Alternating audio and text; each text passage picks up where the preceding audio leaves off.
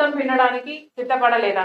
17,000 కోట్ల రూపాయలు అంటే ఇది సామాన్యమైన భారం కాదు. కనీసం ప్రతి ఇంటికి వచ్చే పవర్ బిల్లులో 40% హైక్ ఉండబోతుంది. మరి చంద్రబాబు గారు కేటాయింపులు చేసేటప్పుడు వీటి గురించి ఎందుకు పరిగణలోకి తీసుకోలేదు? బీజేపీతో మీరు స్నేహం కొనసాగిస్తున్నారు. బీజేపీ ప్రభుత్వాన్ని మీరు అక్కడ కేంద్రంలో నిలబెట్టి ఉన్నారు. ఈ రోజు మోడీ గారు అధికారంలో ఉన్నారు అంటే అది కేవలం ఆంధ్ర రాష్ట్ర ప్రజలు మీకు ఇచ్చిన బలం, మీరు ఆయనకి ఇచ్చిన బలం. ఇది ఇప్పుడే కాదు, గత 10 సంవత్సరాలుగా జరుగుతూనే ఉంది. అయినా కూడా మన రాష్ట్రానికి ఏది చేయకపోయినా కూడా, మోడీ గారు మన రాష్ట్రానికి ఒక గుర్తున్నా ఇచ్చినా కూడా చంద్రబాబు గారు మాత్రం నెత్తిన పెట్టుకున్నారు మోడీ గారు. ఎందుకు అని అడుగుతున్నాం. బడ్జెట్ లో సూపర్ 6 కేటాయింపులు లేకపోగా కనీసం ఈ పవర్ బిల్లు అడిషనల్ గా కాపాడతారు అనుకుంటే కనీసం ఇది కూడా చెప్పలేదు చంద్రబాబు గారు. ఇంకా లిక్కర్ మీద ఇంకా అదనంగా 10,000 కోట్ల రూపాయలు సంపాదిస్తారట.